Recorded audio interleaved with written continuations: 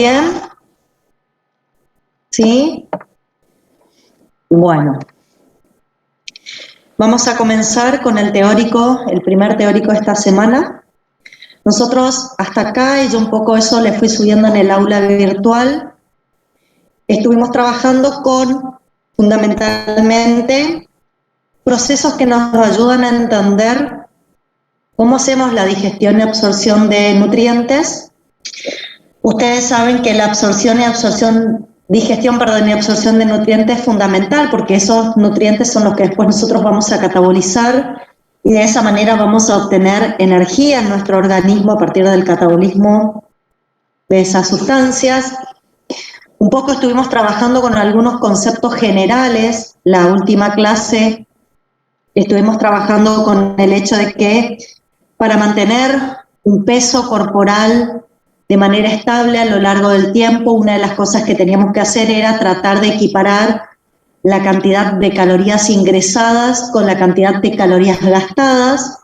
Yo les expliqué de dónde surgían las calorías ingresadas, fundamentalmente de los macronutrientes, del consumo de macronutrientes, de ahí van a venir las calorías gastadas. Las calorías ingresadas, quise decir, y en el caso de las calorías gastadas, les expliqué cómo se formaba el GET, de qué dependía el gasto energético total, ¿sí? Qué factores estaban involucrados en ese gasto energético total. Algunos factores los podemos modificar, otros son propios de nuestro organismo, eso lo estuvimos viendo. Y un detalle más. Yo les dije que mantener un equilibrio entre estas dos variables iba a hacer que ustedes mantengan un peso corporal estable, lo que no significaba que el peso corporal que tiene ese individuo sea un peso corporal adecuado para su contextura orgánica. Nosotros, por otro lado, teníamos algunas determinantes que nos llevaban a pensar si el estado nutricional de la persona era adecuado, estaba deficiente, era excesivo, ¿sí? Bueno, nosotros tenemos que partir hoy de lo siguiente. Nosotros vamos a consumir alimentos y lo vamos a hacer cuando tenemos hambre. Cuando generemos saciedad, vamos a dejar de consumir de manera individual a esa comida. Eso es una cosa. Por otro lado, vamos a tener factores que nos regulan ese peso corporal, ¿sí? Y lo van a regular desde dos ámbitos, desde generarnos apetito o no, para ver cómo ingresan o no calorías, y de modificar la termogénesis, que es un factor de nuestro metabolismo basal que yo puedo incrementar o disminuir. Yo puedo aumentar las calorías gastadas por termogénesis o puedo disminuir. Eso yo puedo modificar fisiológicamente y de ese lado, de alguna manera, modificar las calorías gastadas, ¿sí? Normalmente nuestro cuerpo trata de mantener un peso estable, que no significa que sea un peso ideal. Vamos a hablar de cómo mantenemos también de manera estable ese peso. O sea, hoy vamos a hablar de cómo regulamos las comidas individuales que tenemos diariamente, cómo sentimos apetito y cómo sentimos saciedad. Y vamos a hablar de cómo regulamos a largo plazo para que nuestro peso corporal sea estable. Esto no significa que tengamos un peso adecuado, ¿está? Nuestro mecanismo fisiológico trata de que nosotros sostengamos ese peso corporal. Es por esto que cuando ustedes quieren bajar de peso, esto no lo pueden hacer de manera inmediata. Cuando quieren bajar de peso lo tienen que hacer de manera paulatina, de a poquito. ¿Por qué? Porque se tiene que adaptar mi sistema fisiológico a este cambio de peso corporal que yo le voy a ir generando. Si yo no le doy tiempo a mi sistema fisiológico que se adapta a los cambios de peso corporal, yo, con un mecanismo que les voy a explicar ahora, voy a intentar recuperar el peso corporal anterior. Y eso es un poco el efecto en rebote que tienen algunas dietas cuando se hacen de manera muy estricta y se bajan en poco tiempo mucho tejido adiposo, se degrada en poco tiempo mucho tejido adiposo, bueno, genera un efecto rebote, ¿sí? Bueno, ya vamos a hablar un poco de todo eso. Pero voy a compartir con ustedes pantalla, voy a compartir el PowerPoint. Un segundito les pido, que lo voy a abrir.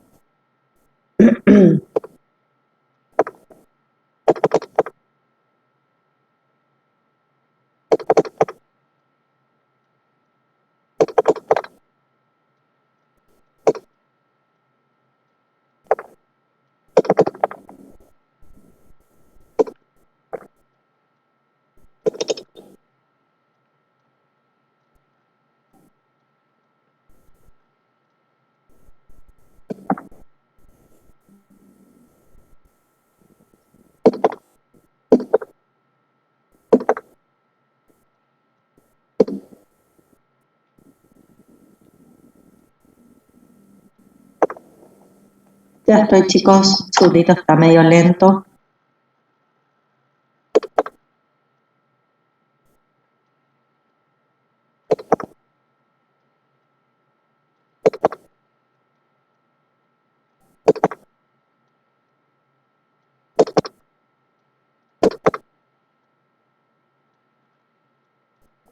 Bueno, así. Comparto la pantalla.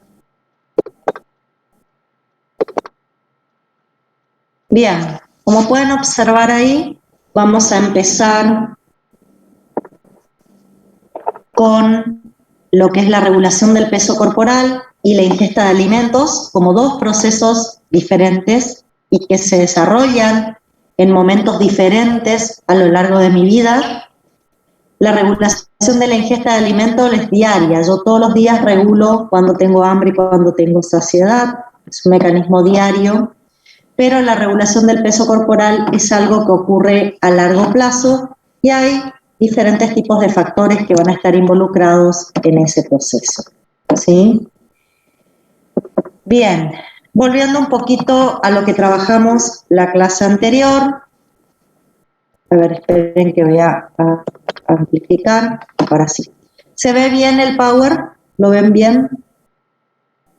¿Sí? Bueno, gracias. Bien, una de las cosas que tengo que tener en cuenta para la clase de hoy es que la estabilidad del peso corporal, mantener un peso corporal estable, lo que no significa que sea ideal el peso corporal, es resultado de un balance entre la ingesta de alimentos y el gasto energético. ¿Sí? Esto no se modifica siempre y cuando cae en equilibrio. Ustedes saben que si aumento la ingesta de alimento o bajo el gasto de energía, aumenta el peso corporal, y si disminuyo la ingesta de alimento y aumento el gasto de energía, va a disminuir el peso corporal. ¿Sí? Esto lo entendimos o lo trabajamos la clase pasada. ¿Mm? Esta ingesta de alimentos está regulada, en mi organismo está regulada por un mecanismo a corto plazo y tiene que ver con factores de saciedad. Llamo así a los factores o a los elementos involucrados en generar dos tipos de sensaciones en mi cuerpo, que es el hambre y la saciedad. Y el gasto de energía, ¿sí? Y el peso corporal, para mantenerlo estable, lo voy a controlar a largo plazo. O sea, este mecanismo a largo plazo que sostiene en el tiempo mi peso corporal es un mecanismo que va a generarse justamente regulando ambos aspectos. No solo la ingesta de alimentos, sino que también me va a regular el gasto de energía. Para mantener este peso estable, por un sistema a largo plazo, voy a controlar tanto la ingesta de alimento como también el gasto energético. Cuando yo hablo de controlar el gasto energético, hay aspectos del gasto energético que no se pueden controlar o no se pueden modificar. No puedo modificar la termogénesis inducida por alimentos, y dentro del metabolismo basal hay una parte del gasto por metabolismo basal que tampoco puedo modificar. Lo que sí puedo modificar es el gasto por metabolismo basal que involucra la termogénesis, el mantener la temperatura corporal, y puedo modificar el gasto energético realizando más o menos actividad física. ¿Sí? Entonces, el sistema a corto plazo, como les acabo de describir, se encarga de regular el apetito o inicio de las comidas, así como también la finalización de las comidas individuales.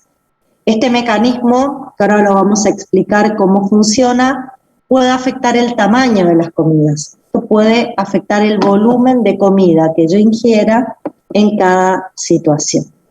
Por eso hablo de que afecta el tamaño de las comidas.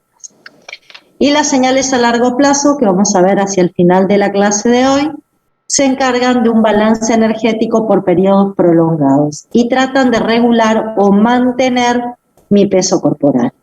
De nuevo, nunca dije que el peso corporal sea ideal, pero estos mecanismos a largo plazo lo que tratan es que permanezcan constantes. Ese peso no se modifica. Eso es lo que intenta la señal a largo plazo. Acá me preguntan qué son las comidas individuales. Afecta la cantidad de alimento que desayunamos, la cantidad de alimento que almorzamos, la cantidad de alimento que merendamos o cenamos. ¿Sí? Además de este sistema a corto plazo que va a regular mi apetito y saciedad, nosotros los seres humanos tenemos algunas cuestiones biológicas, ¿sí?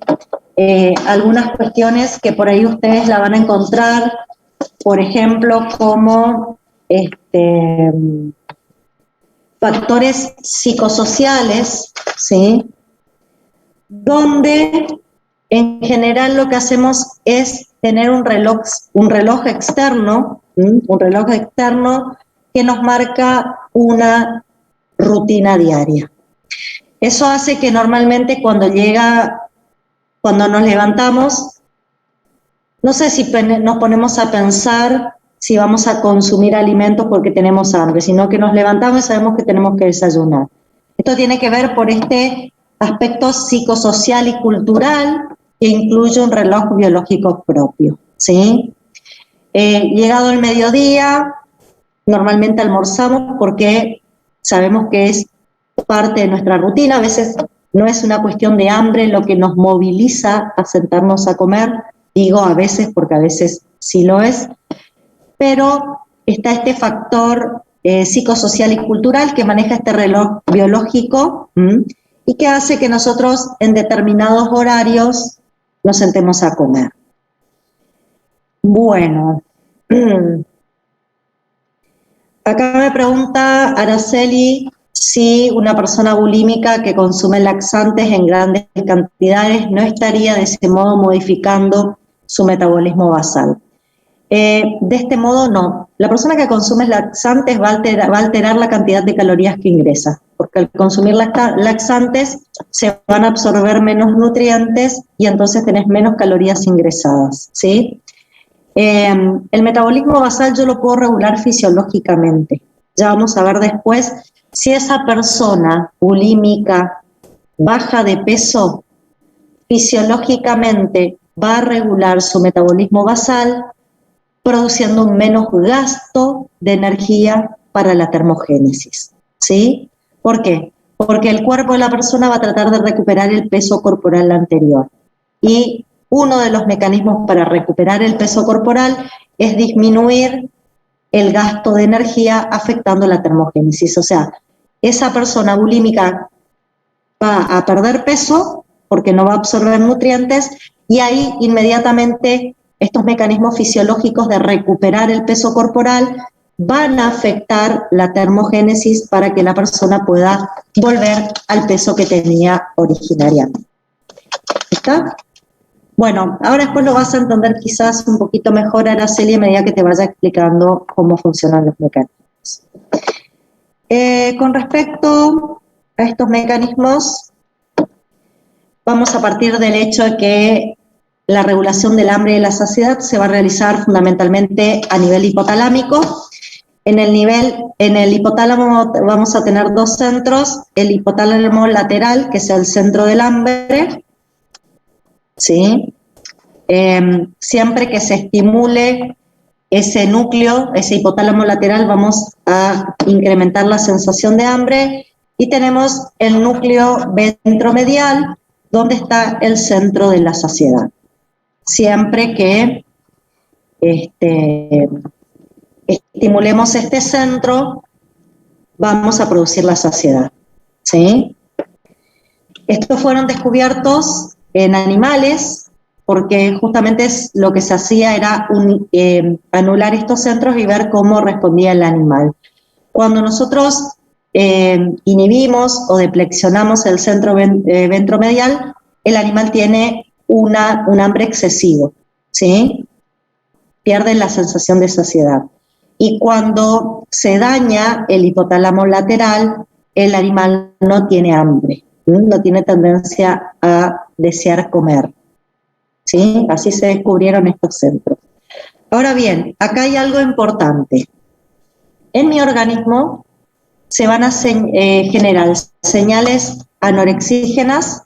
El concepto anorexígeno está relacionado al hambre, y esas señales con efectos anorexígenos van a activar las vías anabólicas. El efecto de activar vías anabólicas va a ser inducir el hambre o el apetito. Cada vez que yo induzco una vía anabólica, la persona va a tener más hambre o apetito. ¿Cuál es la diferencia entre tener hambre y tener apetito? Tener hambre es una sensación de querer ingresar diversos tipos de nutrientes o incorporarlos a nuestro organismo. Tener apetito es la sensación o la necesidad de un nutriente en particular. ¿Sí? Cuando yo quiero una comida en particular, voy a decir tengo apetito de. Si no, cuando me da lo mismo, tengo hambre. Cuando quiero comer algo, tengo hambre.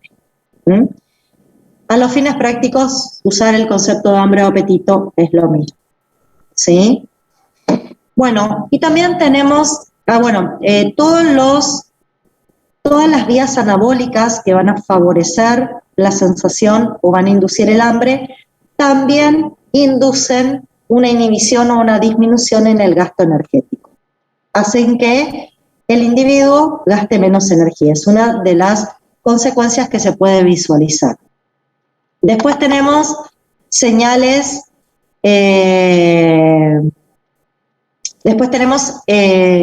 señales con efectos anorexígenos. El concepto anorexígeno nos habla de saciedad. Estas señales con efectos anorexígenos van a activar vías catabólicas, y las vías catabólicas se van a asociar con un aumento de la saciedad y un aumento de la saciedad o una disminución de la ingesta de alimento y un aumento del gasto de energía. Son procesos que llevan aparejadas estas consecuencias. Acá en el chat me preguntan si puede ser tan específico como para tener la necesidad de un alimento en particular. Esto me preguntan, en el caso del apetito. Sí, hay circunstancias donde ustedes tienen apetito de algo en particular. Muchas veces tienen que ver con procesos biológicos, ¿sí? Pero normalmente los mecanismos que yo voy a explicar, que son los procesos más frecuentes, no provocan apetito de algo, sino que generan hambre o sensación de incorporar diversos nutrientes. Pero hay mecanismos biológicos que pueden generar el apetito contra algo en particular, ¿sí? desear comer algo en particular, eso a veces se puede generar. En algunas situaciones fisiológicas del individuo puede aparecer. Acá me decían, cuando la mujer está con su ciclo biológico, sí, sí, ahí a veces aparece. En algunas situaciones como esas, que son situaciones fisiológicas, puede aparecer, van a escuchar que las mujeres siempre en esa situación les dicen que tienen necesidad de consumir sustancias dulces, apetito hacia sustancias dulces, y puede ser una necesidad orgánica por la pérdida que están teniendo por el ciclo biológico. En el embarazo también, sí, correctamente. Pero bueno, nosotros los mecanismos que vamos a trabajar son mecanismos que provocan hambre, ¿sí? Bien, recuerden, vamos a favorecer el hambre por mecanismos anabólicos, vamos a favorecer la saciedad por mecanismos catabólicos. Vamos a ir primero a procesos a corto plazo, de vías anabólicas. ¿Qué quiere decir procesos a corto plazo de vías anabólicas? ¿Qué quiere decir con esto? Vamos a regular el apetito a corto plazo. Vamos a ver cómo en diferentes momentos del día sentimos apetito. Esa sería la cuestión. ¿Cómo en diferentes momentos del día sentimos apetito? Aproximadamente 10 a 15 minutos previos al inicio de cada comida hay un montón de factores que participan en inducir la ingesta. Un factor importante normalmente es esto que yo les dije a ustedes de factores psicosociales y culturales, donde en general sabemos que en un determinado horario tenemos que consumir alimentos. Ese es un factor. Pero además, unos minutos antes de consumir alimentos, pueden aparecer factores neurosensoriales. Estos factores neurosensoriales están conformados por circuitos de comunicación neuronal entre zonas del hipotálamo, del tálamo, del hipocampo, de la amígdala y otras áreas que proyectan aferencias sobre neuronas productoras de señales centrales. Esas neuronas productoras de señales pueden estar en receptores externos, que son receptores sensitivos, ¿sí? Pueden estar a nivel de la visión, a nivel del olfato y a nivel del gusto. Y acá hay unas cuestiones que son básicas. Voy a explicarlo con respecto al tema del olfato.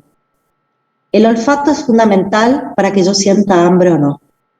Si yo siento un olor rancio, un olor a que hay algo que está putrefacto, un olor que tiene una sensación ácida o que me pica cuando lo estoy sintiendo, probablemente no experimente una sensación de hambre. Y esto está puesto biológicamente. ¿Por qué? Porque los alimentos que tienen ese olor probablemente estén descompuestos o estén en mal estado. Entonces, ¿qué es lo que me dice mi organismo? No activo el hambre porque el alimento o lo que está frente a ustedes para consumir no se encuentran en buen estado. Pero acá, como dice el compañero, ¿a quién no le da hambre cuando pasa al lado de una panadería? ¿Por qué? Porque el olor es agradable, ¿sí? Sentimos olor a hidratos de carbono. Los hidratos de carbono huelen de una manera muy particular. No sé si lo han percibido, pero bueno, tiene un olor muy particular. Cuando sentimos ese olor, es un olor agradable y eso hace que las terminaciones sensitivas las neuronas que captan ese tipo de olores provoquen una descarga favoreciendo a que se genere la sensación de hambre. Lo mismo con respecto al gusto. Si yo pongo en mi boca algo de gusto intenso, desagradable, probablemente no siga con una sensación de hambre.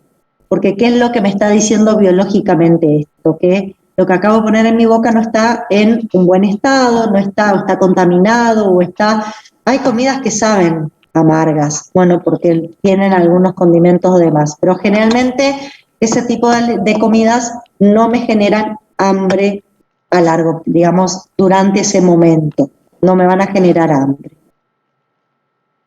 Siempre cuanto más agradable es el sabor de la comida, más se despierta la sensación de hambre, por estos factores neurosensoriales. Además de los factores neurosensoriales, van a aparecer factores gastrointestinales. Cuando yo estoy en un estado de hipoglucemia, cuando se empieza a sensar hipoglucemia en mi cuerpo, va a empezar una contracción rítmica del estómago.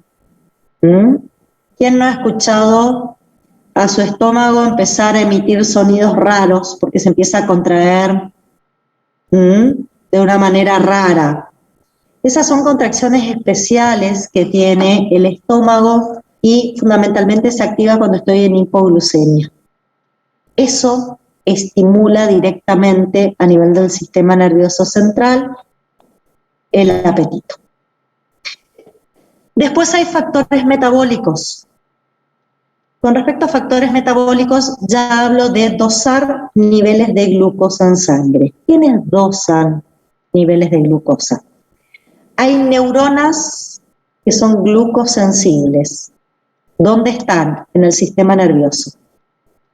Las tengo en el hipotálamo lateral y en el núcleo ventromedial. O sea, en el centro del hambre y en el centro de la saciedad hay neuronas glucosensibles. ¿Qué quiero significar con que son neuronas glucosensibles? Son neuronas que pueden detectar niveles de glucosa. Si estoy por empezar a comer, obviamente lo que van a detectar es un estado de hipoglucemia. Normalmente la hipoglucemia lo tengo, perdón, un segundito, volvemos atrás. La hipoglucemia,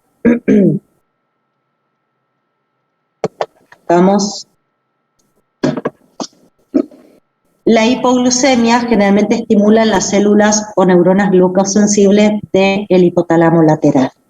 ¿Sí? ¿Qué teníamos en el hipotálamo lateral? El centro del hambre. O sea, tener una hipoglucemia hace que las neuronas de este hipotálamo lateral se empiecen a activar. Entonces se genera sensación de hambre.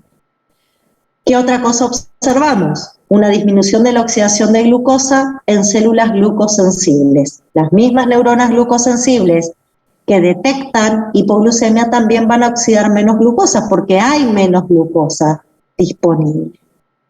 Eso incrementa la expresión de la hormona concentradora de melanina que tiene una acción orexígena. Esta neurona tiene un efecto positivo sobre el hipotálamo lateral, tiene un efecto positivo sobre el hipotálamo lateral, haciendo, digamos, una retroalimentación positiva y empieza a provocar sensación de hambre.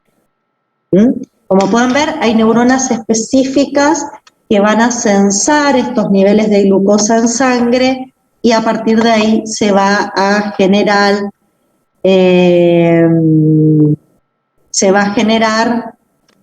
la sensación de hambre. Acá me preguntan que si uno a veces come algo muy dulce, inmediatamente tiene sensación de saciedad, nos empalaga, decían ahí en el chat. Inmediatamente cuando es algo muy dulce, enseguida nos saciamos. Bueno, porque algo opuesto pasa con la hiperglucemia. Cuando tenemos hiperglucemia, estas mismas neuronas glucosensibles, ya vamos a ver, se empiezan algunas a inactivar, otras a activar. Por ahora, en la hipoglucemia se activan las del hipotálamo lateral, ¿sí? Bueno, y después tenemos señales periféricas, y acá aparece un compuesto importante que es la grelina. Vamos a observar que la grelina es una sustancia secretada por diversos tejidos realmente, pero fundamentalmente la mayor cantidad de grelina se secreta en el fondo gástrico, ¿sí? ahí no les puse, pero yo les voy a subir un PDF. La grelina se sintetiza en ayuno fundamentalmente. El ayuno es el que favorece la liberación de grelina desde el fundus gástrico. Cuanto más ayuno estoy realizando, mayor es la cantidad de grelina que se va a liberar.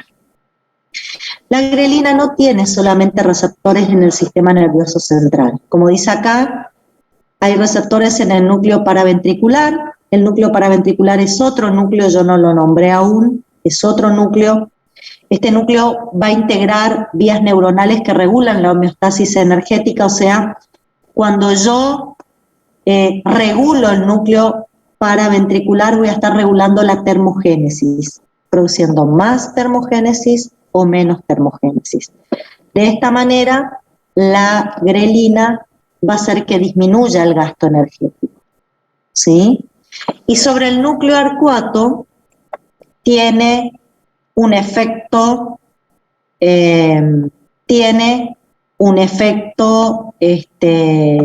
estimulador en algunas neuronas del núcleo arcuato, tiene un efecto estimulador favoreciendo la sensación de hambre. Vamos a ver cuál es el efecto estimulador de la grelina, induciendo la sensación de hambre en ayuno. Acá me dice que si estamos 3 días de ayuno desaparece la grelina. En realidad, la grelina se va a seguir sintetizando siempre que haya sustratos para sintetizar grelina, ¿sí? Pero lo que sí, la grelina tiene una vida media, como cualquier proteína, ¿sí? La grelina que yo sinteticé el día 1, por su vida media, probablemente a los 3 días desaparezca, pero yo voy a seguir, si sigo en ayuno, yo voy a seguir generando grelina.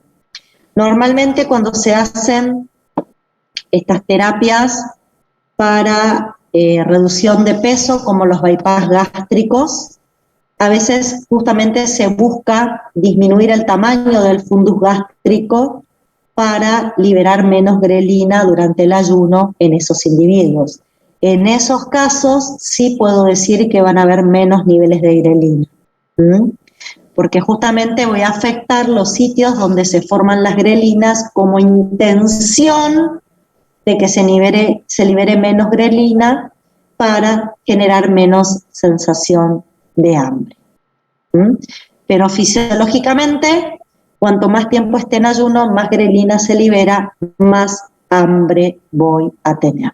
Y no solo genera sensación de hambre actuando sobre neuronas del núcleo arcuato, sino que también va a actuar sobre el núcleo paraventricular, donde va a regular el gasto de energía. Bien, esto es para generar vías catabólicas que generen hambre. Ahora bien, anabólicas, dije. Vamos a estimular vías anabólicas que generen hambre, ¿sí? También dentro del mecanismo a corto plazo se observan señales moleculares directamente en cerebro, el sistema nervioso central. Ahí se empieza a liberar noradrenalina. Esta noradrenalina va a actuar exclusivamente sobre receptores alfa-2 adrenérgicos en el núcleo paraventricular. Recuerden que el núcleo paraventricular era el núcleo donde regulábamos el gasto de energía, ¿sí? Ahí convergían neuronas que iban a llevar a la regulación del gasto de energía. Y cuando la noradrenalina se une a receptores alfa-1 o beta, suprimen el apetito. En este caso, cuando yo estoy al comienzo de un proceso de alimentación, la noradrenalina se va a unir a receptores alfa-2, estimulando a ese núcleo paraventricular, ¿sí? Afectan el gasto cardíaco, pero además también van a estimular apetito. No siempre la noradrenalina estimula el apetito, a veces, como dije, cuando se une a receptores alfa 1 o beta, suprimen el apetito, pero esto lo van a hacer post-alimentación. Esas son las regulaciones a corto plazo para tener hambre. Son regulaciones que aparecen 10 a 15 minutos previo al inicio de cada comida, factores neurosensoriales, factores gastrointestinales, factores metabólicos que sensan las neuronas glucosensibles del hipotálamo, señales periféricas, acá fundamentalmente la grelina que se libera desde el estómago. No tiene la grelina solamente receptores en el sistema nervioso central, por lo tanto no va a ser su única función, pero es la función que hoy nos interesa.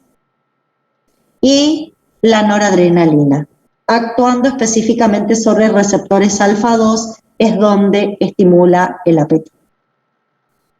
Vamos ahora a cómo se regulan los mecanismos a corto plazo, pero de vías catabólicas. ¿Con esto qué quiero decir? Estos mecanismos a corto plazo que regulan vía catabólica son mecanismos que se van a poner en funcionamiento una vez que yo empiezo a comer. Los anteriores eran antes de que yo empiece a comer. Cuando me pongo a comer, aparecen estos mecanismos que vamos a explicar ahora, y lo que van a hacer estos mecanismos que van a regular las vías catabólicas es determinar el tamaño de cada porción del alimento y la fase de término de la alimentación. Los factores fundamentales que me van a regular estas vías catabólicas son el llenado y la saciedad. Esas son las sensaciones que van a aparecer cuando se activen estas vías catabólicas. Voy a tener sensación de saciedad. Acá me pregunta Rodríguez Silva, ¿qué pasa cuando la noradrenalina activa receptores alfa 1 y beta? Suprimen el apetito porque van a actuar sobre núcleos diferentes, ¿sí?, al lugar donde están. Fíjense que los receptores alfa 2 van a estar en el núcleo paraventricular. Estos van a estar en otros centros hipotalámicos, por lo tanto, van a suprimir el apetito. Pero normalmente vamos a considerar que en estado previo a la ingesta de alimento, la acción de la noradrenalina va a ser liberadas en el núcleo paraventricular y ahí va a actuar solamente sobre receptores alfa 2. Bueno, les decía, vamos a entrar a las vías catabólicas, a la regulación de esas vías. Son las vías que a mí me van a provocar saciedad. ¿Y cuándo va a aparecer la saciedad? Una vez que yo me ponga a comer. Una vez que yo empiezo a ingerir alimentos, después puedo sentir la sensación de saciedad. Para que aparezca la sensación de saciedad, están involucrados factores gastrointestinales posabsortivos, así los vamos a denominar. Dentro de estos factores gastrointestinales posabsortivos aparecen la estimulación de mecano y quimiorreceptores. Yo ya les hablé a ustedes en clases anteriores de qué son los mecanos y quimiorreceptores. Les dije a ustedes que son terminaciones sensitivas. Estas terminaciones sensitivas las vamos a encontrar desde la boca, estómago, duodeno, ¿sí? ¿Recuerdan ustedes cómo se activaba un mecanorreceptor y cómo se activaba un quimiorreceptor? En general, los mecanorreceptores se activan por distensión de las paredes del aparato digestivo, ¿sí?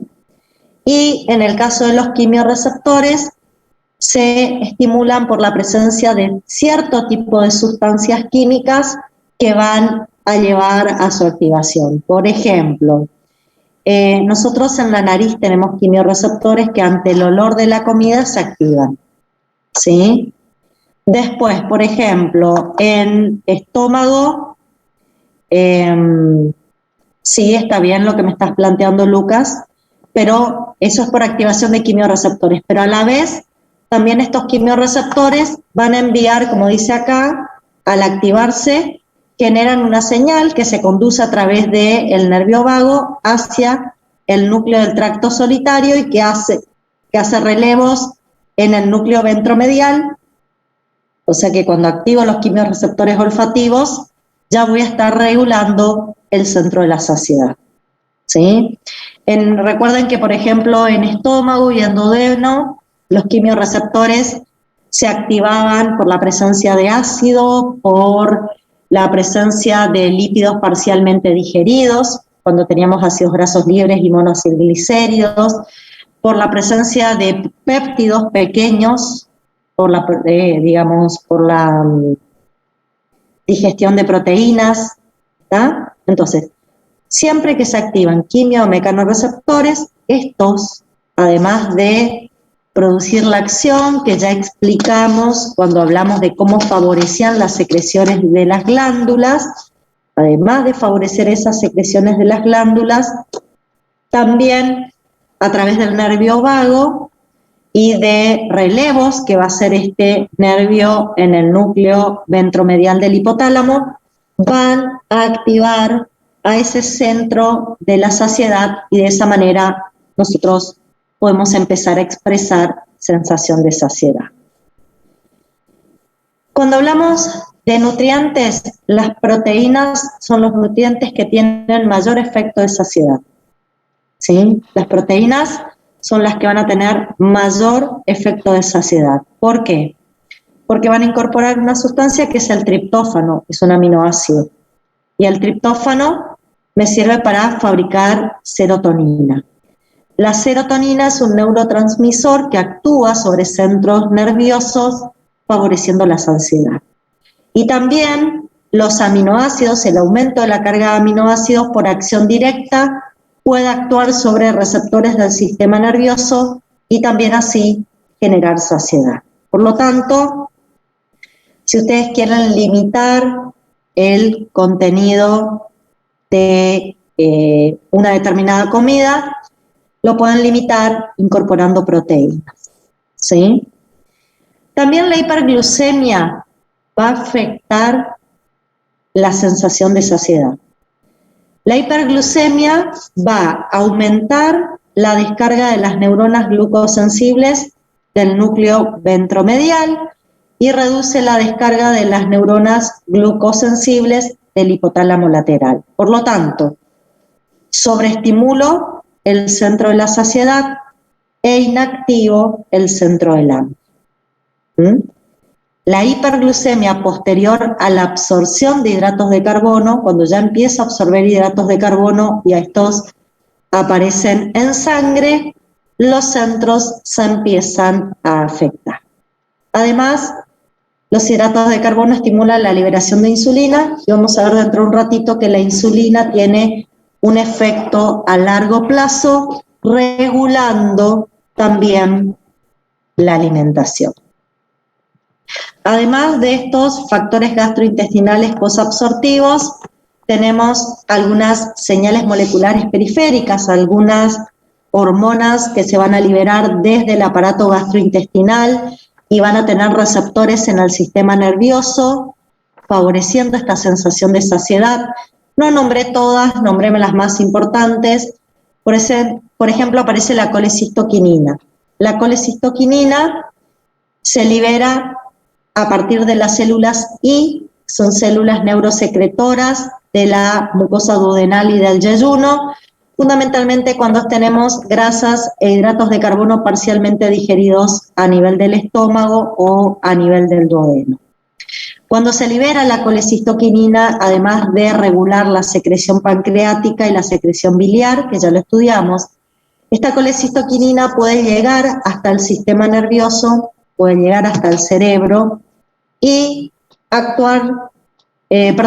puede actuar sobre terminales nerviosas vagales y en el sistema nervioso central, en los dos sitios va a actuar y de esta manera va a regular al centro de la saciedad. Con estas terminaciones nerviosas vagales y los puntos donde se une en el sistema nervioso central, provoca un incremento en la sensación de saciedad.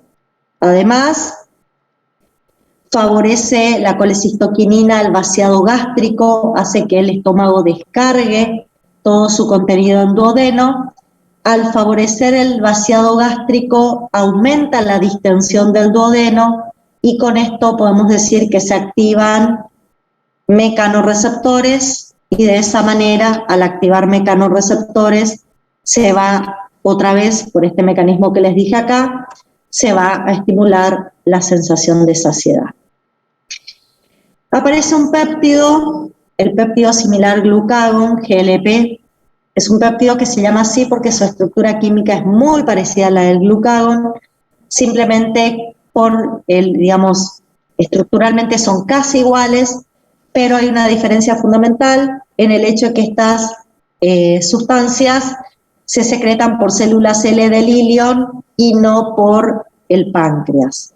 Estos péptidos similares al glucagón se empiezan a liberar ante la presencia de nutrientes en el intestino, cuando se empiezan a nivel del duodeno a aparecer ácidos grasos libres, monoglicéridos, disacáridos, péptidos pequeños.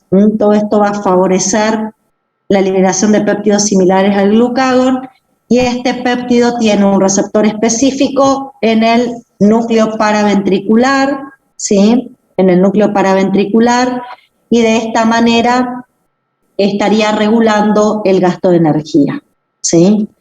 Va a regular el gasto de energía, aumentando el gasto de energía ante esta necesidad de tener la situación de saciedad.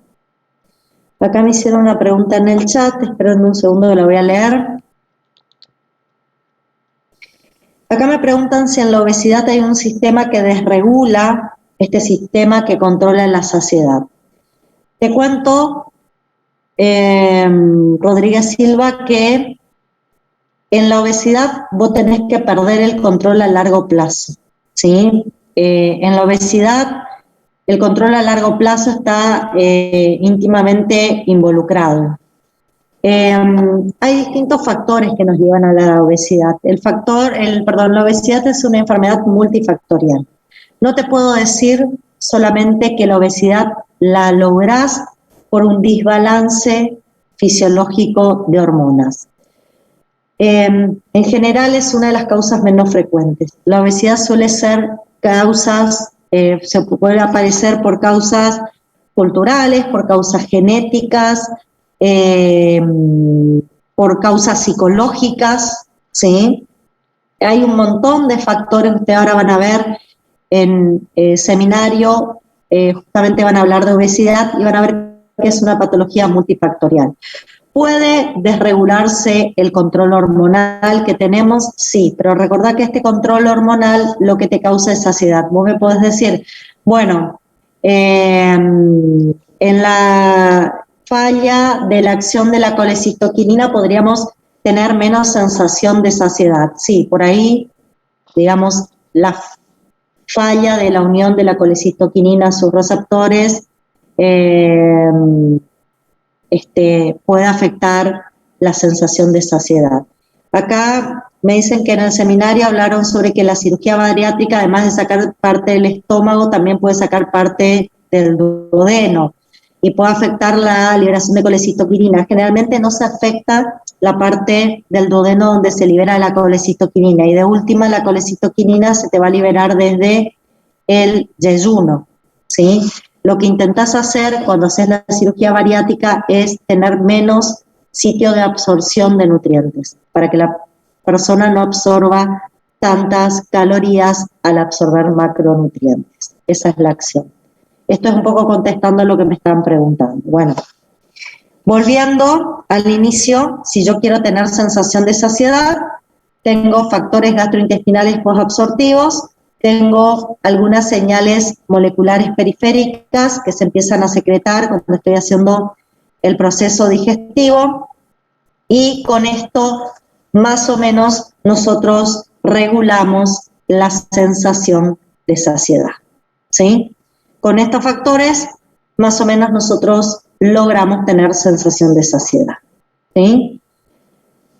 El tema de los mecanorreceptores y quimioreceptores es muy importante, lo mismo que el estado de la hiperglucemia afectando a las neuronas glucosensibles y la colecistoquinina. son los elementos más importantes para que tengamos sensación de saciedad, ¿sí? Muchas veces, antes de las comidas, en las dietas se recomienda consumir un vaso de agua. A veces lo que se intenta consumiendo el vaso de agua es provocar distensión de paredes para ya empezar por ahí a activar esta sensación de saciedad que yo les acabo de describir, ¿sí? O de tomar, por ejemplo, una sopa lo más líquida posible con el mínimo de nutrientes en su composición y bueno, lo que intentaríamos con esa sopa es distender las paredes y a través de distender las paredes empezar a estimular este proceso de saciedad, ¿sí? Bueno, entendimos cómo se regula a corto plazo el hambre, ¿sí? Acá me pregunta Rodríguez Silva cómo se activan los quimiorreceptores. Esto lo hablamos en la clase anterior, cuando hablamos de regulación de la secreción de glándulas, pero te explico nuevamente. Los quimiorreceptores se activan por la presencia de nutrientes. En el caso de los quimiorreceptores que están en la nariz, que son receptores olfativos, se van a estimular por el aroma del alimento. En el caso de los quimiorreceptores del estómago, por la digestión parcial de lípidos, por la presencia de monoacilglicéridos y ácidos grasos libres, o de algunos péptidos parcialmente digeridos. En el caso de los quimiorreceptores del intestino, que son los más importantes, se activan por la acidez, por la llegada del quimoácido al intestino, y también por la presencia de sustancias parcialmente digeridas, como la presencia de monoacilglicéridos, ácidos grasos libres, por la presencia de disacáridos, por la presencia de péptidos, dipéptidos, tripéptidos, aminoácidos libres en la luz intestinal.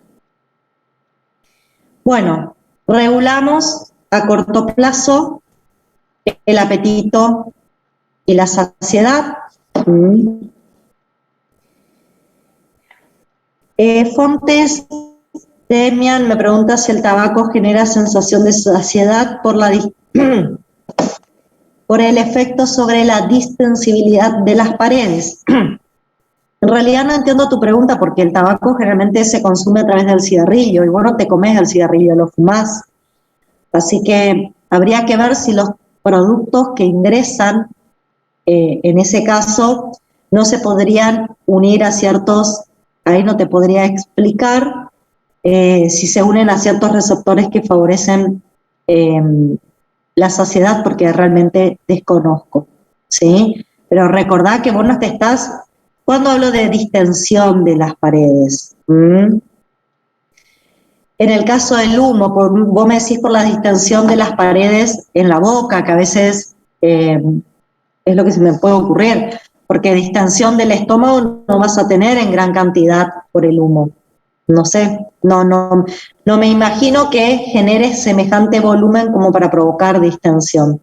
Además, recordá que las sustancias en estado gaseoso normalmente se adaptan su volumen al recipiente que las contiene, ¿sí? Ahí Araceli te explica que es una droga depresora y por eso provocaría falta de hambre, por eso por ahí está la explicación. Lo que vos me estás planteando no me parece válido como distensión de cavidades, ¿sí? Me parece más válido lo que por ahí plantea la compañera sobre la acción depresora y de esa manera causa falta de hambre. ¿Sí? Bueno, repasando, yo antes de comer voy a estimular mi apetito por factores neurosensoriales, factores gastrointestinales, metabólicos, señales periféricas y señales moleculares centrales. Más que nada, factores neurosensoriales, esta contracción rítmica gástrica, estos factores metabólicos y esta señal periférica causada por la grelina, es lo que me va a provocar hambre. Una vez que me pongo a comer, se activan mecanorreceptores y quimiorreceptores, ¿sí? Empiezan a causarme saciedad. Las proteínas favorecen la formación de serotonina y la serotonina me activa el centro de la saciedad. La hiperglucemia actúa sobre las neuronas glucosensibles, favoreciendo el centro de la saciedad e inactivando el centro del hambre, y más que nada la colecitoquinina actuando en terminales nerviosas, también favoreciendo la saciedad, ¿sí? Eso hace que yo, en determinados momentos del día, tenga hambre o tenga saciedad. Pero como dije, no se olviden que nosotros como humanos seguimos un ciclo que lo llamamos psicosocial cultural, que hace que en determinados horarios tenemos que comer. Nos ponemos a cocinar, entonces ahí empezamos a sentir el olor de los alimentos, empezamos a activar todo, empezamos a ver el alimento, pero no siempre nos empezamos a preparar la comida porque tenemos hambre. No sé si ustedes percibieron eso.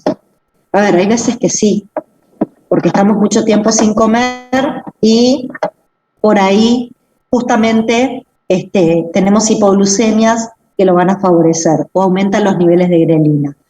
Pero a veces son cuestiones más bien de seguir un reloj biológico. ¿Está? Bien, esa es una parte de lo que quiero discutir con ustedes hoy. La otra parte tiene que ver con la regulación a largo plazo del peso corporal. A largo plazo yo no voy a regular si tengo hambre o no. Voy a regular mi peso corporal, pero lo voy a regular en dos factores. Por un lado, voy a regular el consumo de energía. Voy a regular la cantidad de calorías que como. Si regulo la cantidad de calorías que como, ¿qué voy a regular? Apetito y saciedad. ¿Sí? Si bien a largo plazo lo que yo quiero es regular el peso corporal, uno de los puntos de regulación va a ser afectar sensación de apetito y saciedad, porque quiero regular la cantidad de calorías que ingresan a mi cuerpo. ¿Qué otro factor voy a regular si quiero a largo plazo mantener mi peso corporal? Voy a regular el gasto energético. Y eso lo regulo a nivel de la termogénesis. ¿Sí? Con esto que estoy tratando de lograr, un peso corporal constante en periodos prolongados. Eso es lo que quiero lograr por este mecanismo que yo denomino mecanismo a largo plazo. ¿Sí? Bueno, vamos a ver cómo funciona ese mecanismo. Ya les advierto, ese mecanismo funciona también con procesos anabólicos que favorecen, yo les dije, los procesos anabólicos favorecen el hambre y disminuyen el gasto de energía, y los procesos catabólicos favorecen la saciedad y aumentan el gasto de energía. Si empezamos con la regulación a largo plazo, las vías anabólicas son procesos que pueden producir hambre y disminuir el gasto de energía. Cuando estos procesos están estimulados, adivinen qué me va a pasar. Cuando estos procesos que generan vías anabólicas están sobreestimulados, yo voy a sentir más hambre de lo habitual y voy a disminuir mi gasto energético. Al sentir más hambre, voy a aumentar el consumo de calorías, y al disminuir mi gasto energético tengo menos gasto general de energía. Normalmente, ¿cuándo se puede producir esto? ¿Cuándo voy a favorecer estas vías catabólicas? Cuando yo tuve un descenso de peso brusco. Cuando yo tengo un descenso de peso, mi organismo va a tratar de recuperar el peso corporal. ¿Y cómo lo va a intentar recuperar? Ingresando más calorías, incrementando mi sensación de hambre y disminuyendo mi gasto energético, afectando lo que gasto por termogénesis. ¿Qué elementos van a estar involucrados en esa situación? ¿Sí? Dije, esto va a estar funcionando sobre todo cuando yo tengo un descenso de peso y mi cuerpo trata de recuperar el peso al cual estaba acostumbrado. ¿Sí? De vuelta quiero aclarar, esto no significa que mi peso original haya sido el ideal. Es como responde fisiológicamente mi cuerpo, porque mi cuerpo lo que entiende es que tenemos que mantener un peso corporal estable. Y si yo, de una manera abrupta, disminuyo ese peso corporal, con estas vías anabólicas, mi cuerpo lo único que trata de restituir es el estado de normalidad. ¿Y cuál era su estado de normalidad? El peso corporal inicial del cual yo partí. ¿Se entiende lo que quiero decir? Bueno, yo tenía un peso determinado, que no significa que haya sido un peso adecuado, y yo tuve un descenso abrupto de peso. Van a empezar a aparecer un montón de mecanismos que van a tratar de que yo ingiera más calorías, tenga hambre y disminuya mi gasto energético.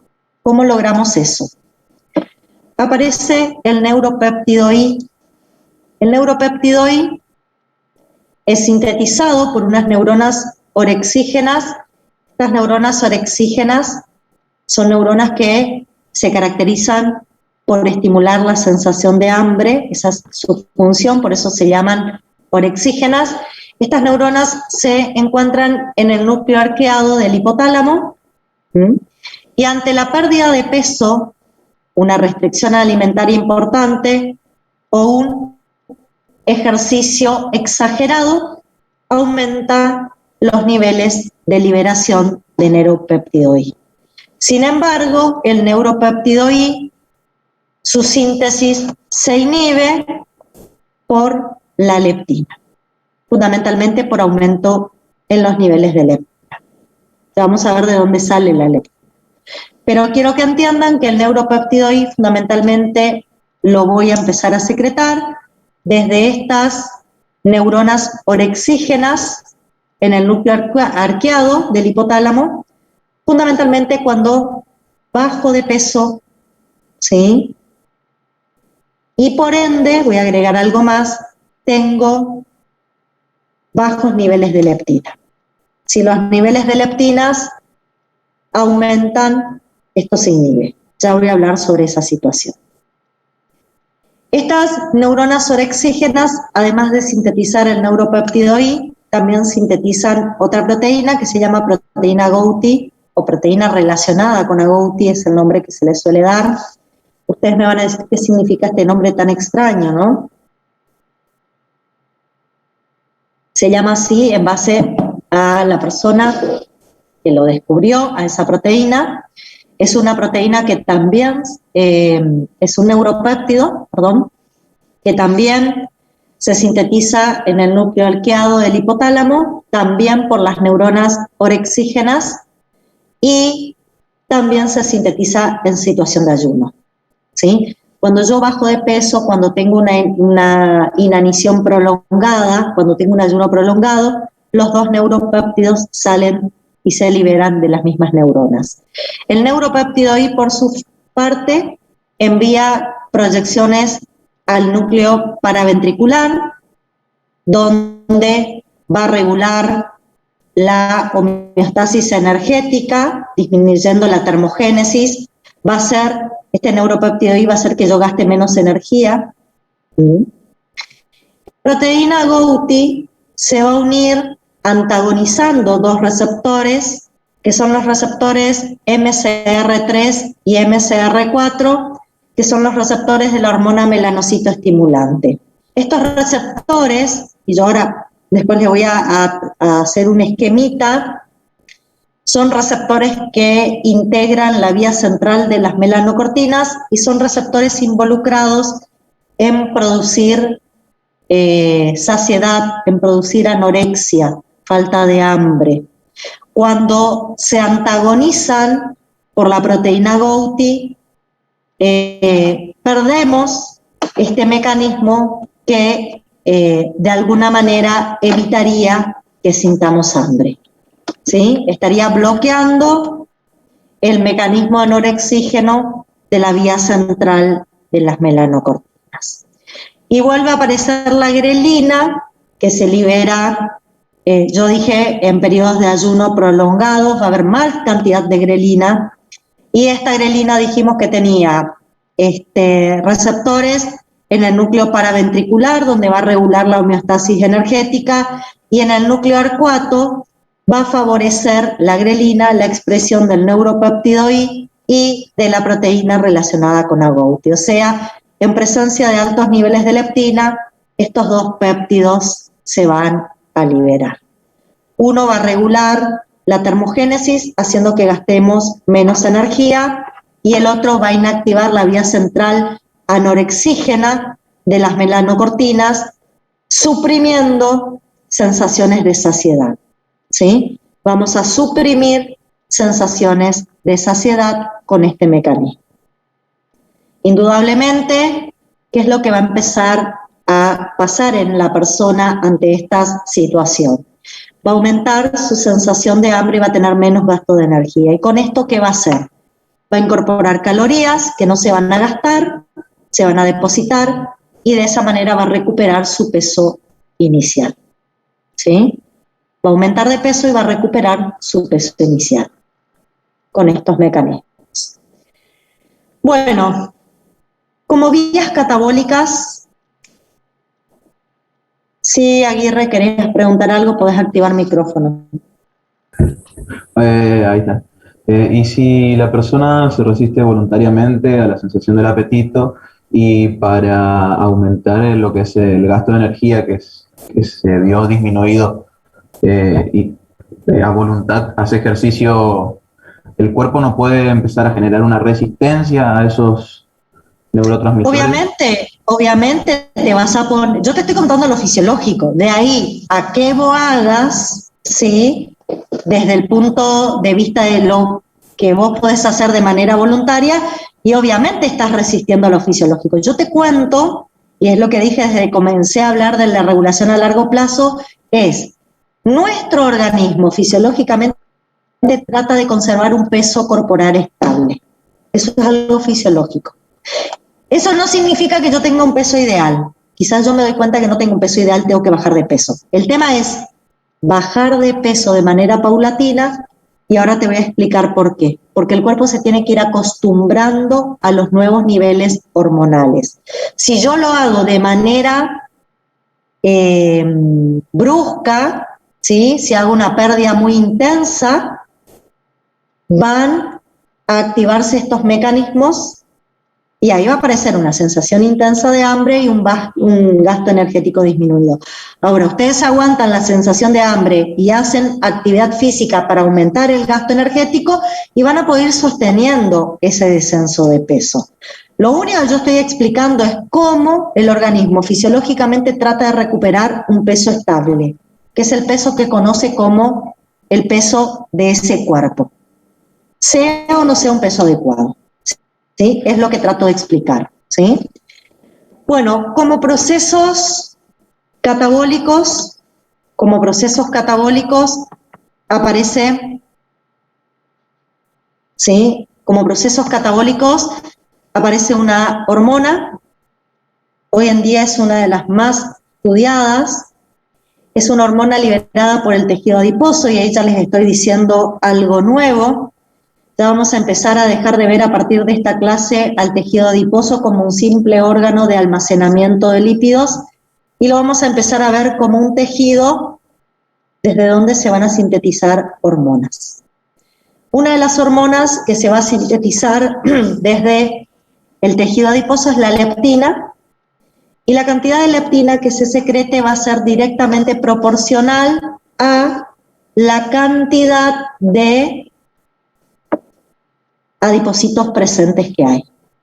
Cuanto mayor sea mi cantidad de tejido adiposo, más leptina va a haber. Cuanto menos sea mi tejido adiposo, menos leptina va a existir. Además, la leptina se sintetiza de manera pulsátil, siguiendo un ciclo circadiano. Acá me están preguntando si la leptina es la que regula el peso corporal. Ni. Hay varios factores involucrados. La leptina es la más importante, ¿sí? Es la más importante para regular ese peso estable que yo estoy mencionando. Pero hay otras que también participan. Bueno, les decía, sus niveles circulantes son proporcionales a la cantidad de grasa, y hay una secreción pulsátil, sigue un ciclo circadiano. Normalmente tenemos más leptina de noche que a la mañana. ¿Cuál es la acción de la leptina? Va a inhibir neuronas orexígenas y va a estimular neuronas anorexígenas en el núcleo arqueado, ¿sí? También incrementa el gasto de energía. Por lo tanto, es la que principalmente hace la acción a largo plazo de regular el peso corporal. Bien, voy a tratar de explicar una situación. Voy a dejar de compartir pantalla por un segundo. Voy a poner otra pantalla para que nos podamos empezar a entender, por lo menos tratar de darle un poco de claridad a todo esto que estoy diciendo. Bueno, para mantener un peso regular estable,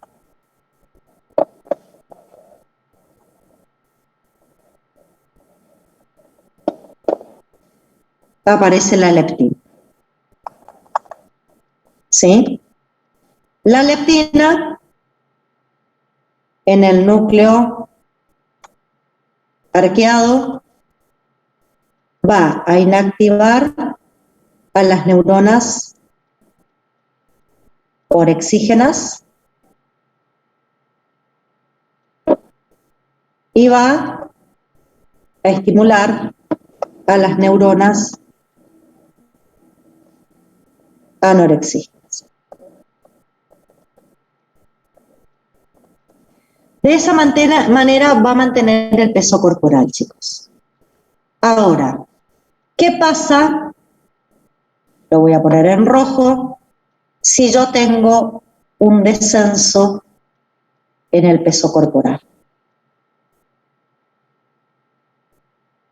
¿Qué pasa si tengo un descenso en mi peso corporal? Y es abrupto. No lo hago paulatino. Estas neuronas, chicos, están acostumbrados a un cierto nivel de leptina. A ver, se los repito. Las neuronas del núcleo arcuato están acostumbradas a un cierto nivel de leptina. ¿De qué depende ese nivel de leptina al cual están acostumbrados?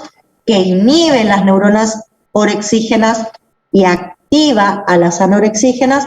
Eso depende de mi peso corporal, de la cantidad de leptina que yo normalmente tengo en mi cuerpo. De repente, porque quiero o no, tengo un descenso abrupto del peso corporal. Si desciende el peso corporal, disminuye el tejido adiposo. ¿Están de acuerdo conmigo? Y si disminuye el tejido adiposo, disminuye los niveles de leptina. Cuando disminuyen los niveles de leptina, dejo de estimular acá y dejo de inhibir acá. Estas neuronas empiezan a estimularse. A ver, en esta situación aumenta la grelina. ¿Por qué? Porque estuve con un descenso de peso o con un ayuno. La grelina va a estimular a las neuronas orexígenas, va a aumentar el neuropéptido I y va a aumentar el péptido relacionado con AGO. ¿Está? El neuropéptido I me va a inhibir el núcleo paraventricular y de esta manera disminuye el gasto de energía.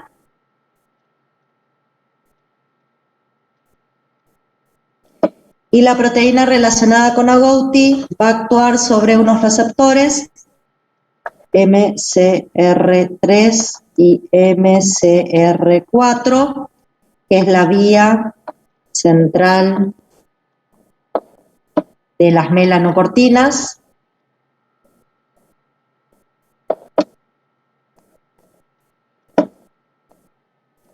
Esta vía central de las melanocortinas me provoca saciedad o estado de anorexia.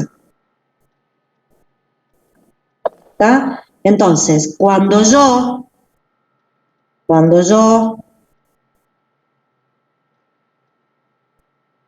ay, perdón,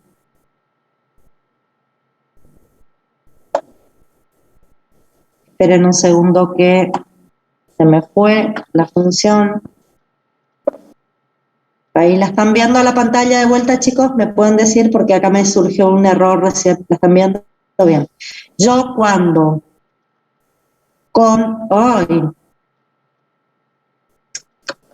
enloqueció esto, un segundito. Yo cuando con esto inactivo, ¿sí? Poner el otro color porque no estoy pudiendo poner el rojo porque no me deja la pantalla. Cuando inactivo acá, estoy suprimiendo a esta vía central que provoca anorexia. Eso lo estoy suprimiendo con el péptido relacionado o el péptido agouti. Ahora, ante estas circunstancias, a ver qué me están preguntando acá.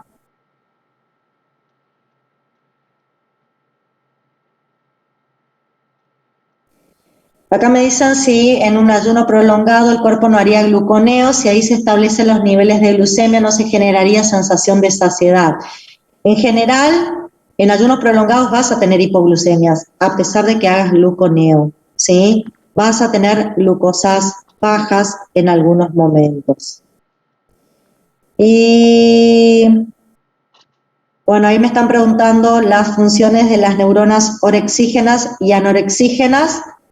Yo les dije la función de las orexígenas, les estoy explicando. Ahora les voy a explicar cuál es la función de las anorexígenas. Todavía no les expliqué. Lo único dije que los niveles fisiológicos de leptina estimulaban las anorexígenas, que ahora les voy a contar qué hacen, y inhibían las orexígenas. Ahora, cuando yo bajaba de peso, porque disminuía el tejido adiposo y disminuía la leptina, esta inhibición dejaba de surtir efecto. El ayuno, por el propio peso, pérdida de peso y demás, aumentaba la grelina, me iba a activar las neuronas orexígenas y empezaba a aumentar. ¿Qué hacen las neuronas orexígenas? Fabrican neuropéptido I y proteína relacionada con la agouti. Estas son las dos funciones. Esta, neuropéptido I, me inhibe el núcleo paraventricular y disminuye el gasto de energía, y esta me inhibe a la vía central, el péptido relacionado con agouti, me inhibe a la vía central de las melanocortinas, evitando esta sensación de saciedad o anorexia. Entonces, ante esta situación, imagínense qué va a pasar. Va a aumentar el apetito o el hambre, va a disminuir el gasto de energía y vuelve a aumentar el peso corporal hasta restituir los niveles fisiológicos de leptina. Voy a generar tanto tejido adiposo hasta que mi cuerpo vuelva a tener los niveles de leptina que tenía acostumbrados. Una vez que yo recupero esos niveles de leptina, se inhiben las orexígenas y se estimulan las anorexígenas. Ahora les cuento qué pasa cuando se estimulan las anorexígenas.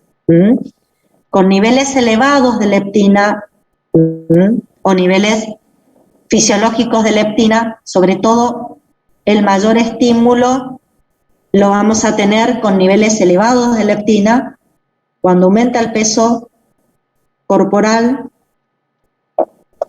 y aumenta mucho la leptina. Este mecanismo de estimulación va a aumentar. Y las neuronas anorexígenas van a secretar dos tipos de sustancias. Una derivada del gen PON, que es la hormona alfa-melanocito estimulante. Esta hormona deriva de un gen que está contenido en estas neuronas anorexígenas, que se llama gen PON. Lo que hace el alfa-melanocito estimulante es estimular la vía central de las melanocortinas y con eso provocar saciedad y anorexia. ¿Sí? Y también aumenta otro péptido que es el CART. El CART es el transcripto relacionado a anfetamina y cocaína. Ya vamos a ver esos péptidos ahora, quédense tranquilos. Este CART se llama así, péptido relacionado a cocaína y anfetamina, porque se vio que sus niveles aumentaban ante el consumo de cocaína y anfetaminas, y el CART, a ver, lo vamos a ver, En este caso,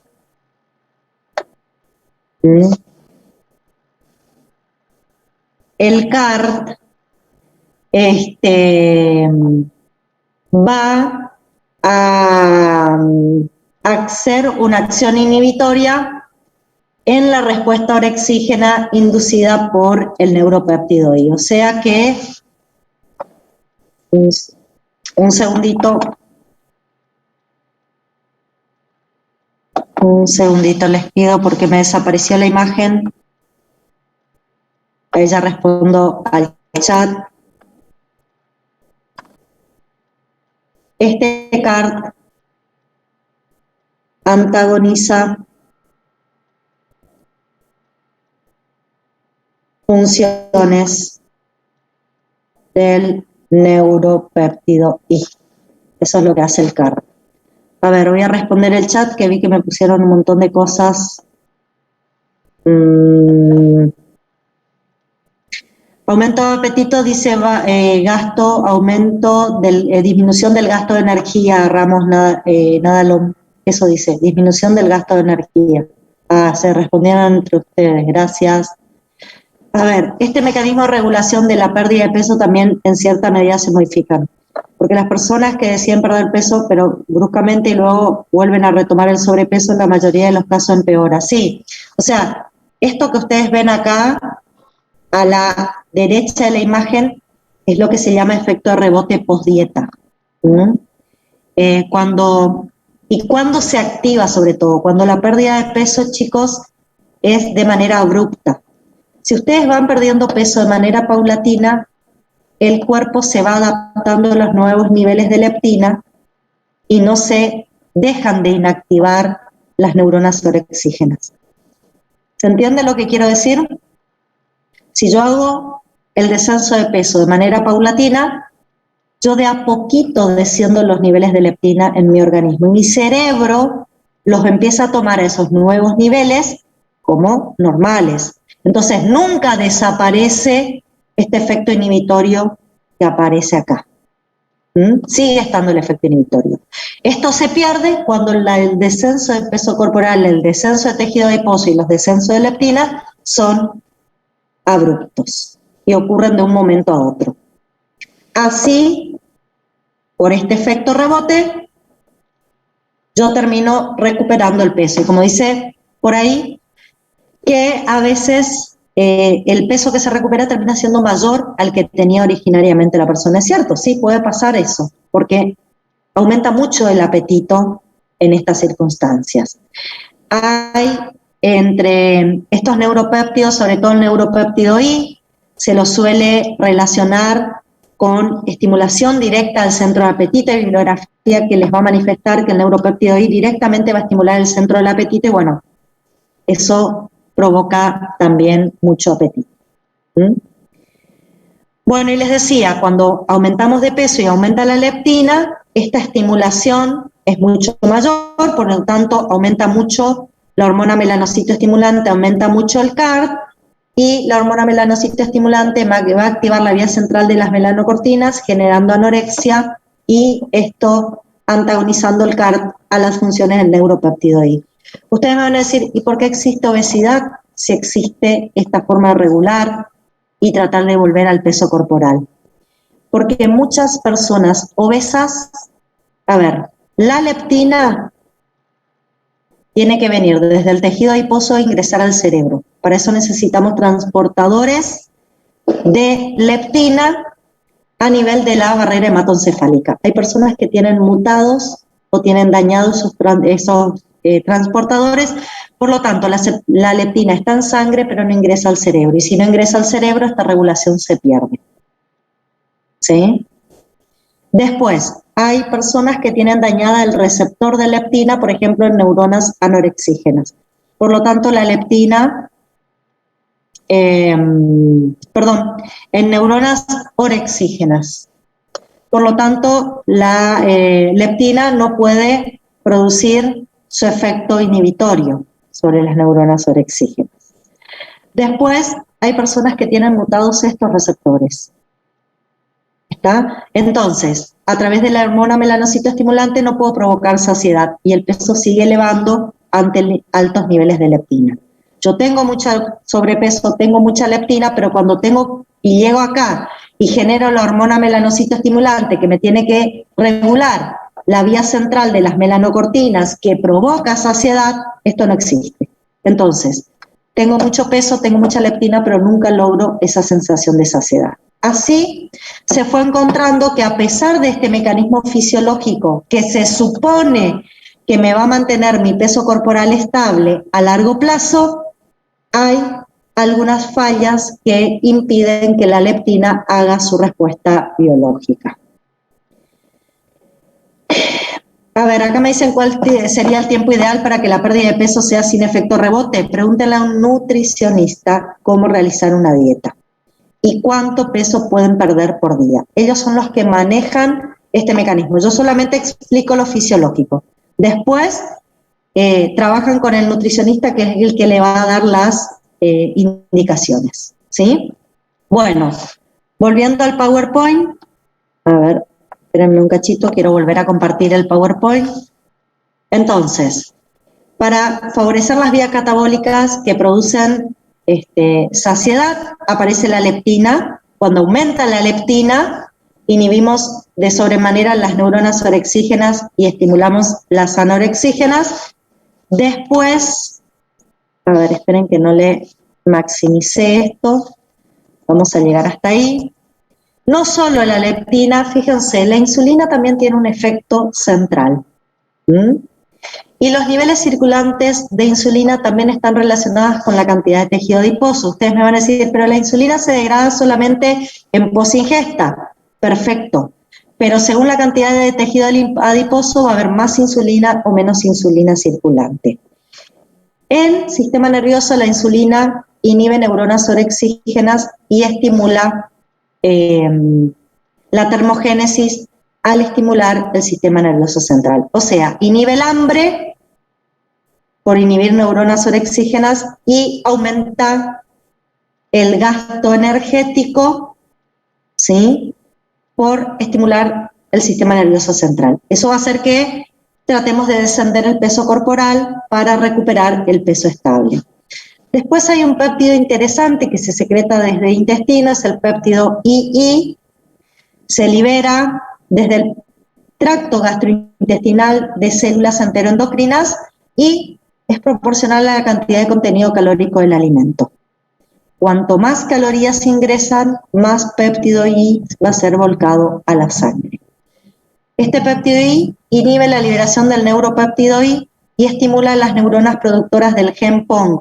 Las neuronas productoras del gen PONG son las que sintetizan alfa-melanocitoestimulante, ¿sí? Son las anorexígenas. O sea que este péptido I va a inhibir a las neuronas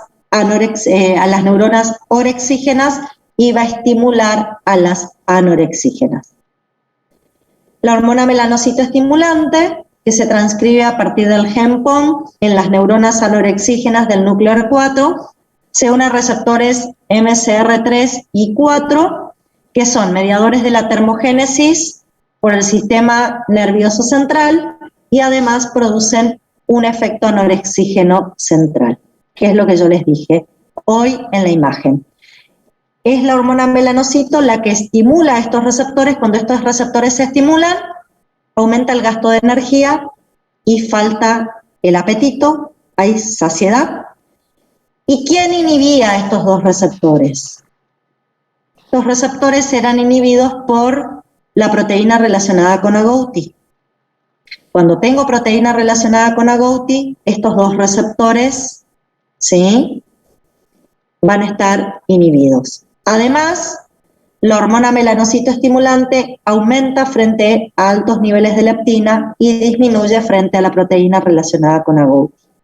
Porque además de inhibir directamente los receptores, va a impedir la adecuada liberación de hormona melanocitoestimulante.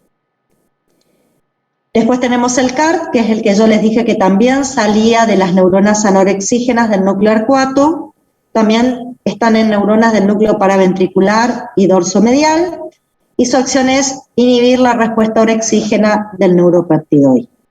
Y otra que ya no tiene tanta importancia es la hormona estimuladora de la corticotrofina, que reduce la expresión del neuropeptidoide y tiene efectos termogénicos, aumentando el gasto de energía. Todo esto que dije hace que yo sienta mayor saciedad y aumento el gasto de energía para tratar de tener un peso corporal estable, ¿sí? Y esto está sobreestimulado, sobre todo cuando yo de repente aumenté mi peso corporal y empezó a aparecer mayor cantidad de leptina, ¿sí?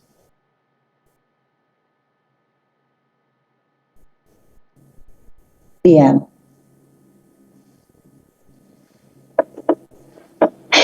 Hasta acá, ¿cómo regulamos a corto y largo plazo estos procesos? En este caso,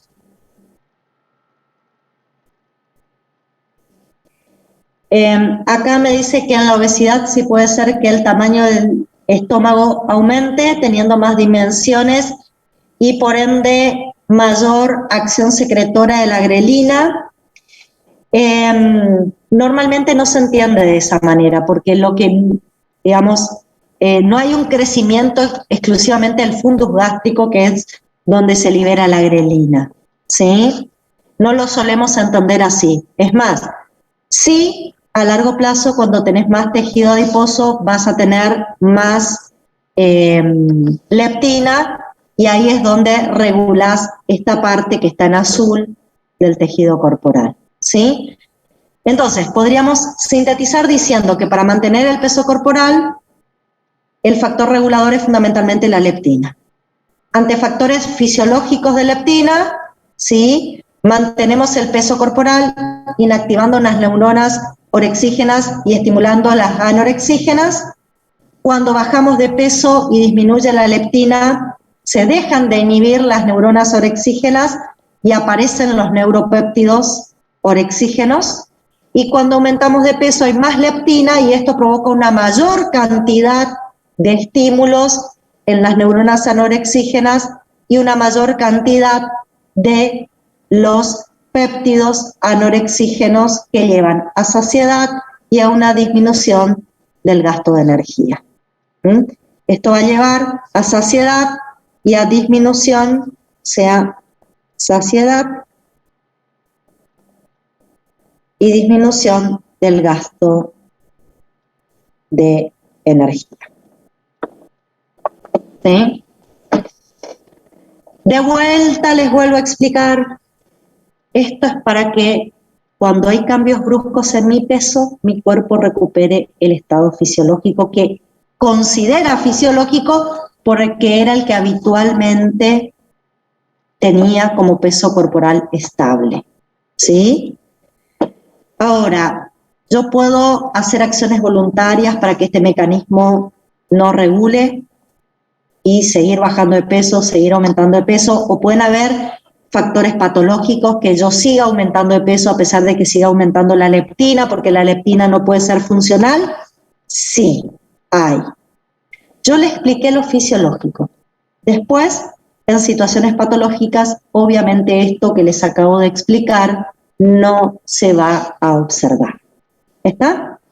Lo que quiero que les quede también bien claro, que una cosa es regular el hambre y la saciedad a corto plazo, que va a limitar el tamaño de las comidas que yo realicé todos los días, y este último mecanismo que yo expliqué, lo que hace es tratar de que mi cuerpo sostenga un peso corporal estable, ¿sí?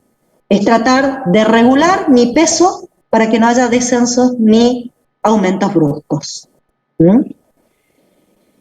Bueno, yo les voy a subir 2 PDFs para que lean sobre estos temas. Algo sobre esto tienen en el capítulo de Lubez y Taylor que yo les subí. En uno de los capítulos hay algo sobre la regulación de estos centros. Yo les hablé ahora de el nuclear 4, ¿sí? También hay regulación de los centros hipotalámicos laterales y ventromediales, así que pueden leer. Y bueno, siempre recordando que hay mecanismos que actúan a corto plazo y más que nada hacen que yo tenga hambre o saciedad, y mecanismos que actúan a largo plazo que provocan a través de los niveles de leptina, ahí el componente importante es la leptina, a través de los niveles de leptina, provocan que yo mantenga mi peso estable, ¿sí?